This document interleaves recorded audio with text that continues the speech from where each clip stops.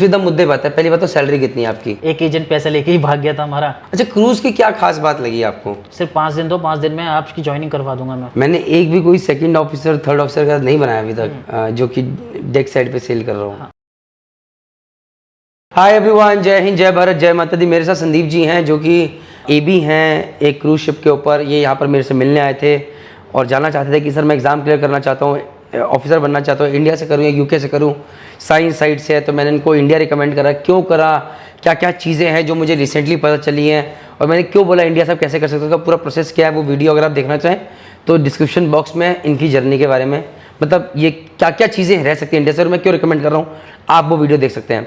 जाहिर सी बात है कि जो भी है वो वीडियो रेटिंग वाले देख रहे हो और अगर वो जानना चाहता है कि इंडिया से क्या प्रोसेस है जीपी रेटिंग टू ऑफिसर बनने का और जीपी रेटिंग से इंजीनियर बनने का, तो एक पूरी सीरीज़ का लिंक डिस्क्रिप्शन बॉक्स में दिया, आप वो भी देख सकते हैं, जिससे आपको अभी से जानकारी मिलेगी और आप प्लान कर सकते हैं अपनी चीज़ों को लाइफ में। Having said that, Sandeep ji cruise पे सेल कर रहे हैं तो मेरे मन में विचार आया कि मैं इनसे पूछूं भाई क्रूज़ पे कैसे गए, क्या जर्नी रही और क्या क्या चीज़ें क्रूज़ की और क्या क्या चीज़ें ख़राब है, थोड़ा देखते हैं, ज़रा जानते हैं। तो संदीप जी सीधा मुद्दे बात है, पहली बात तो सैलरी कितनी है आपकी इस वक्त क्रूज़ पे? सैलरी सर डिपेंड करती है कि आपका फर्स्ट टाइम आप जा रहे हो या फिर आपको थोड़ा सा एक्सपीरियंस हो गया। अभी आपके एबी में कितने कॉन्ट्रैक्ट हो चुके हैं? सर एबी में मुझे जस्ट अभी प्रमोट किया है, ठीक है। तो एबी में आपको ये मान के चलो कि ये शिप पे भी डिपेंड करता है। आई नो यार, जैसे ओनर पे डिपेंड करेगा, फिर भी ग्राइंड नहीं, जैसे एक कंपनी के पास है, कई कंपनी के पास 4-5 शिप हैं, तो उस शिप में आपकी बेसिक सैलरी अलग होगी और जो आपका ओटी ओवर टाइम होगा या डर्टी वर्क होगा वो अलग होगा। मेरे जो कुछ शिप हैं जिसमें मेरे दोस्त हैं उनकी कभी कभी 1600-1700 भी पहुंच जाती हैं, जो बेसिक स्टार्ट होती हैं वो 1300। तो लगभग कार्गो शिप के बराबर ही सैलरी है। पर ये क्रूज शिप की कंपनी में भी डिपेंड करता है। जैसे जो मेरी कंपनी है वो इतना देती है, जो मेरे दोस्त की कंपनी है उसकी 2200-2300 से स्टार्ट होती है। 2200-2300 से स्टार्ट होती है? हाँ। तो आप तो फिर सोच रहे होंगे ऑफिसर नहीं बना तो वहाँ चला जाऊँ। नहीं सर, बस मुझे अब रेटिंग उतना ज़्यादा करना नहीं है। यही मैं जानना चाहता था टेस्ट। अगर आप बोलते हैं हाँ सर मैं सोच रहा बोलता है आदमी में बैकअप रखा हुआ है, अब ऑफिसर ही बनना है, वेल डन। तो एनीवे चलिए मुद्दे बात है, क्रूज पे कैसे पहुंच गए, चलो थोड़ा पहले आते हैं, ये थोड़ा जर्नी बताओ यार कि तुम तो देहरादून के हो, जी बिल्कुल, SGR बसंत विहार के पढ़े हुए हो, बिल्कुल सर, साइंस साइड के हो, बिल्कुल सर। फिर ये जीपी रेटिंग कैसे हो गया? चलो अच्छी बात है हुआ, लेकिन कैसे हुआ? सर ये हुआ ऐसे क्योंकि जो मेरे ब्रदर है, ठीक है, वो ऑफशोर वेसल में चीफ ऑफिसर है, ठीक है। तो रियल ब्रदर? हाँ, तो उन्होंने ही मुझे बोला कि जब मैं इस फील्ड में हूँ तो इसी फील्ड में आ जाए। तो मैं गया, तो उस समय इतनी नॉलेज नहीं थी और जो मेरे बड़े भाई साहब थे वो थोड़ा बाहर थे, तो पापा के एक फ्रेंड थे वो थोड़ा सा एजेंट का काम करते थे। अच्छा, वो आपको पता था वो एजेंट का काम करते हैं? हाँ, हम सबको पता था, उन्होंने पहले से ही करके लगा रखा था सब चीज़ें सबको। तो उन्होंने हमको एक इंस्टीट्यूट में एडमिशन करवाया, मेरठ में है वो इंस्टीट्यूट। बस ठीक है, जय माता दी हो जय गई। माता हो गई। फिर उसके बाद हालांकि मैं देहरादून से भी कर सकता था क्योंकि मुझे पता नहीं था, बस फिर उसके बाद हमने वहाँ पे रेटिंग करा, जीपी रेटिंग करा 6 महीने का। 6 महीने के करने के बाद फिर उसके बाद पास पूस हुए, फिर उसके बाद 1.5 साल ऐसे घर में बैठे रहे। 1.5 साल? हाँ, 1.5 साल। पापा के दोस्त की जय माता दी नहीं करी नहीं, क्योंकि इतने अच्छे दोस्त थे, ना कुछ बोल पाते ना कुछ, बस फिर चलता गया ऐसा ही। फिर देन उसके बाद जो हुआ, मुंबई गए, फिर मुंबई में थोड़ा सा धक्के धुक्के सारी चीज़ें करे। फिर वहाँ पे अभी मैंने आपकी टीम को एक स्टोरी भी शेयर करी थी कि कैसे एक एजेंट पैसा लेके ही भाग गया था हमारा। कितना? 1.5 लाख रुपए। वो हुआ ऐसे हुआ था कि हम, मेरे कुछ 4-5 दोस्त थे, हम गए कंपनी में इस तरह से अप्लाई करने के, तो कंपनी के बाहर ही एक जना बैठा हुआ था, तो उन्होंने कहा अच्छा आप यहाँ पे, मैं करवाता हूँ आपका। तो हमने कहा ठीक है, कंपनी भी अच्छी खासी थी, तो उन्होंने बोला कि कल ऑफिस में आ जाओ, और वो शायद रेंटेड ले रखी थी उन्होंने अपनी दुकान, तो उन्होंने कहा अच्छा डॉक्यूमेंट सब चीज़ें दे। तो हमने अपने प्रिंट आउट करवा के सारे डॉक्यूमेंट दे दो के, पासपोर्ट की फ़ोटो कॉपी, CDC की फ़ोटो कॉपी, सारी चीज़ें उनको दे दी।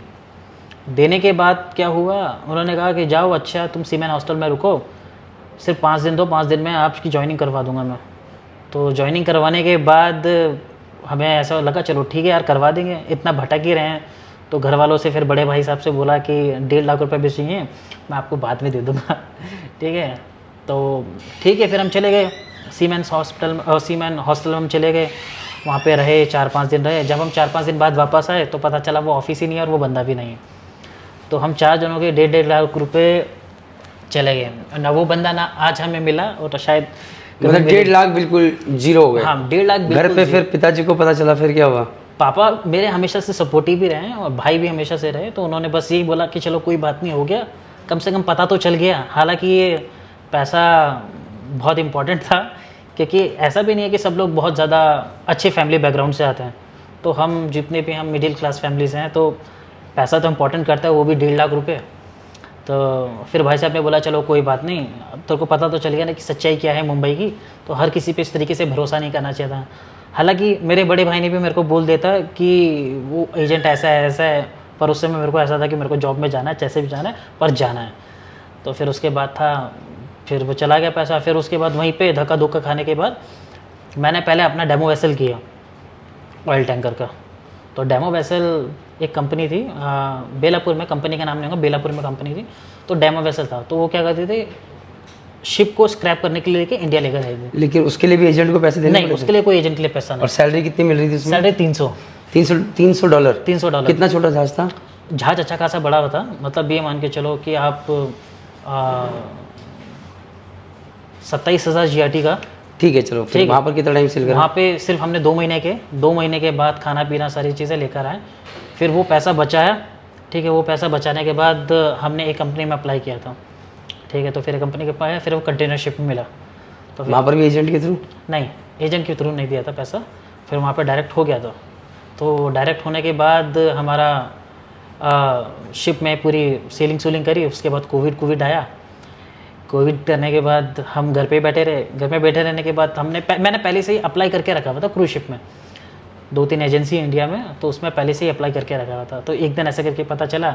और इसमें एक मज़ेदार स्टोरी ये है कि मेरा एक कंपनी में ना हो ही गया था, मतलब तो मैं शिप भी ज्वाइन कर लिया, सारी चीज़ें कर ली। जैसे ही मैं पोर्ट पे पहुंचा, तो पोर्ट में पहुंचने के बाद ही मुझे कंपनी के बताया कि अच्छा आपने हमारे में CV डाला था और आपका इस कंपनी में हो चुका है, आपको मेडिकल के लिए वहाँ जाना पड़ेगा।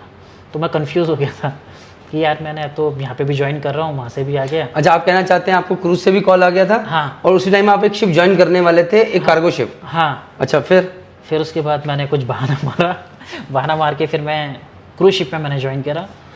तो और यहाँ पर एजेंट के थ्रू करा था या? नहीं, एजेंसी के थ्रू। एजेंसी कुछ पैसे लेती है इसमें? नहीं, एजेंसी मतलब फिर आपका अपने दम पे हुआ? हाँ। पहली बार आपने 1.5 लाख रुपए एजेंट को देके वो करे, उसके बाद फिर धीरे धीरे बस आप धक्के खाते फिर रहे? उसके बाद धीरे करके मैं पहुंचता गया। फिर उसके बाद तो आपने क्रूज में, फिर तब से आप क्रूज में ही हैं? हाँ, तब से मैं क्रूज शिप में ही हूँ। अच्छा, क्रूज की क्या खास बात लगी आपको?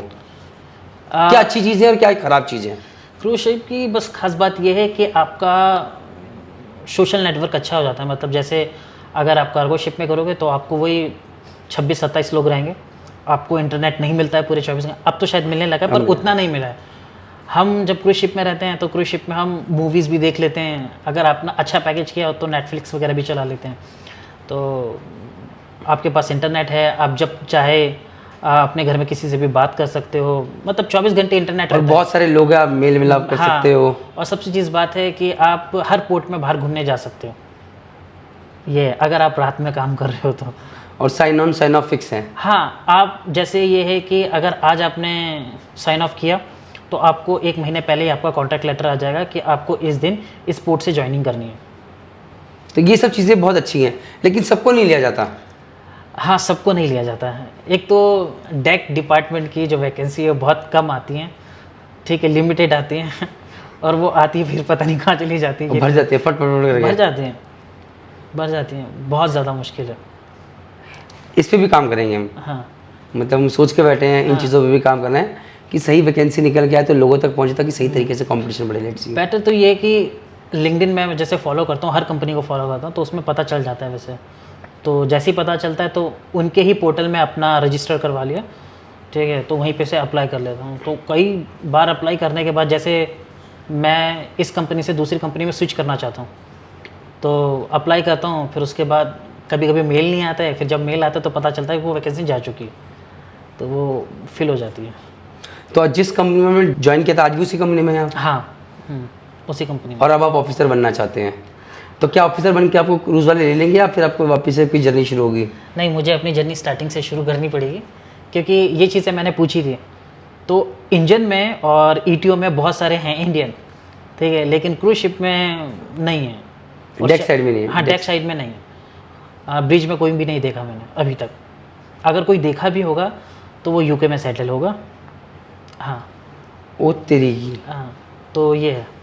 बाकी इंडिया का मैंने कोई अभी तक नहीं देखा। हाँ यार, इसलिए मैंने तक जितने वीडियोस बनाए हैं जनरली इंजीनियर्स के साथ बनाए हैं या ईटीओस के साथ बनाए हैं। हाँ। मैंने एक भी कोई सेकंड ऑफिसर थर्ड ऑफिसर के साथ नहीं बनाया अभी तक, जो कि डेक साइड पे सेल कर रहा हूँ। हाँ। पर शायद आने वाले टाइम पे हो सकता है कि जैसे मैंने हफ्ते 10 दिन पहले एक पोस्ट देखा था, शायद लिंक्डइन में देखा था, आरसीएल में एक है इंडियन बंदा, ठीक है, पहले वो शेल में काम करते थे, ठीक है, फिर उसके बाद उन्होंने स्विच किया था आरसीएल में। तो हो सकता है इन फ्यूचर में ले लिया जाए। पर नहीं, लिया जाएगा यार, लिया जाएगा। ये है। पर अभी फ़िलहाल के लिए मैंने जिस कंपनी में मैं हूँ, ठीक है, उस कंपनी में मैंने कोई भी ब्रिज में कोई भी इंडियन बंदा नहीं देखा। ग्रेट, कोई दिक्कत नहीं sir, thank you very much for sharing your journey. 1.5 lakh रुपए गंवाए लेकिन उसके बाद कुछ नहीं गंवाया है। नहीं। और पापा के दोस्त ही एजेंट बन के जीवन में आए, अब आप सबके एजेंट हम हैं। सही तरीके से तैयारी कीजिए, अच्छे कॉलेज में जाइए, नौकरी पाइए, आगे बढ़िए।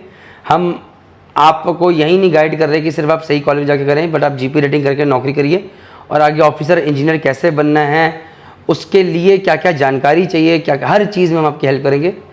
बस इसी वादे के साथ जय हिंद, जय भारत, जय मां। Thank you Sandeep ji. Thank you sir. Hi guys, if you have found the video really informative then please like the video, share it with your friends ताकि वो भी जान सके, and do not forget to subscribe the channel Merchant Navy Decoded because यही आपका सहारा है।